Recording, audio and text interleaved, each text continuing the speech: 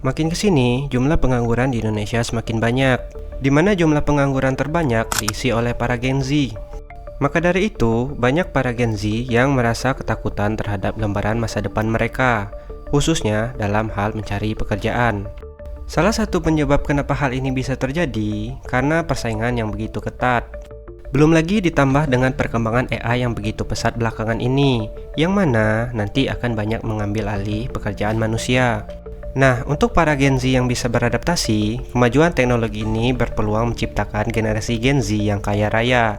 Tapi, untuk mereka yang nggak bisa beradaptasi, siap-siap akan tersingkirkan oleh kemajuan teknologi ini.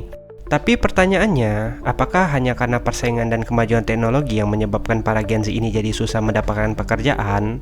Nah, setelah gua cari tahu dan ngulik-ngulik di beberapa sumber, gua menemukan adanya kesalahan berpikir dari kebanyakan para Gen Z ini, yang mana menyebabkan mereka jadi susah untuk mendapatkan pekerjaan dan mencari uang di zaman sekarang. Nah, jadi apa aja sih kesalahan berpikir itu? Kali ini kita bakal bahas dengan santai aja, so disimak sampai habis.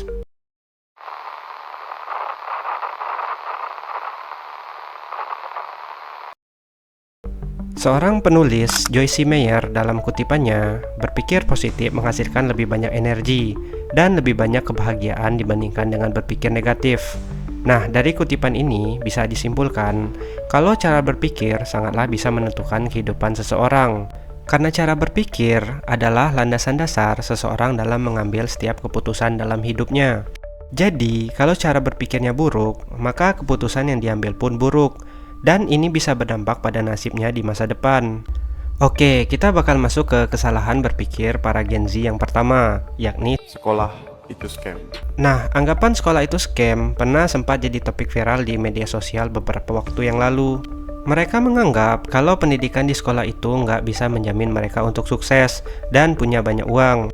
Karena katanya ada banyak miliarder di luar sana yang bisa jadi kaya raya tanpa ijazah sekolah. Atau juga ada yang beranggapan kalau sekolah mengajarkan hal yang nggak relevan sama perkembangan dunia kerja di masa depan. Dan yang paling parahnya, mempunyai pola pikir, buat apa sekolah tinggi-tinggi kalau ujung-ujungnya jadi karyawan juga. Nah, dengan adanya beberapa statement tadi, membuat banyak dari para Gen Z ini menganggap sekolah itu nggak penting dan cuma buang-buang waktu doang. Memang benar, kalau banyak lulusan sarjana zaman sekarang yang menganggur, dan memang ada beberapa orang yang bisa sukses dan kaya raya tanpa ijazah sekolah. Tapi, bukan berarti karena hal tersebut sekolah itu nggak penting sama sekali dalam menentukan sebuah kesuksesan. Nah, kenapa gua bisa bilang cara berpikir para Gen Z ini salah? Karena mereka menelan secara mentah-mentah kalau sekolah itu adalah scam, dan menganggap kalau sekolah itu nggak berguna sama sekali untuk masa depan mereka. Padahal, kalau kita bedah lebih dalam, faktanya ada lebih banyak orang sukses yang memiliki gelar sarjana daripada yang nggak punya gelar sarjana.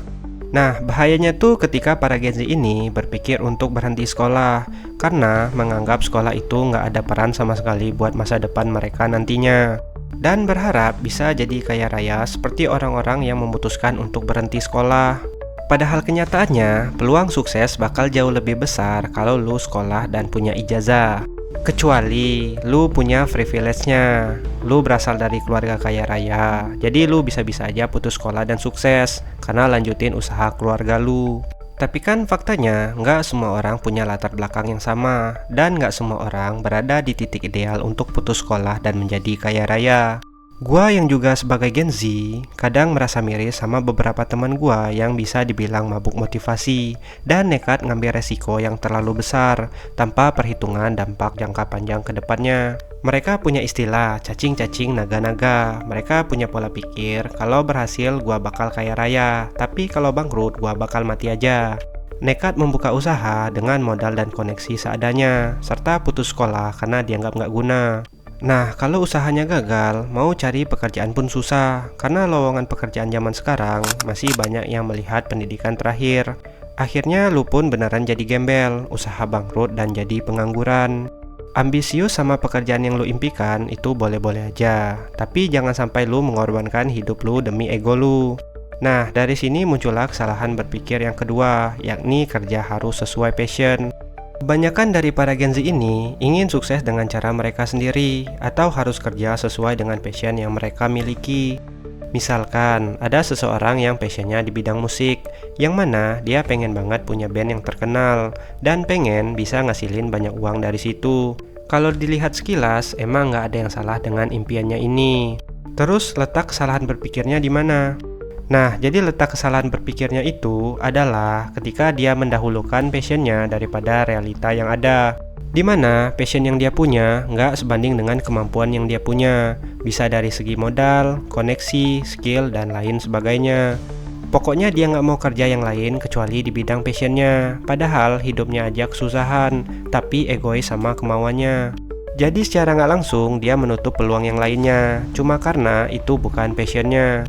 Padahal dia belum bisa makan dari passionnya itu. Fokus itu boleh aja, tapi lu juga harus realistis sama keadaan. Yang mana pada akhirnya, Gen Z yang terus memaksakan pola pikir begini hanya makan dari ekspektasinya sendiri.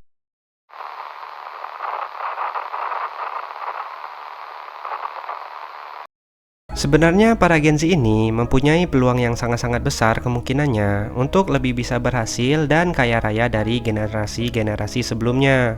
Tapi dengan catatan, mereka mau mengubah pola pikir yang kita udah bahas tadi. Dimulai dari memperbaiki cara pandang terhadap pendidikan dulu. Memang realitanya pendidikan di Indonesia itu belum merata sepenuhnya. Bahkan masih banyak di beberapa daerah pedalaman yang masih belum tersedia sekolah. Tentunya kita nggak bisa menolak fakta kalau lowongan kerja di zaman sekarang, khususnya di Indonesia, hampir sebagian besar memerlukan ijazah sekolah.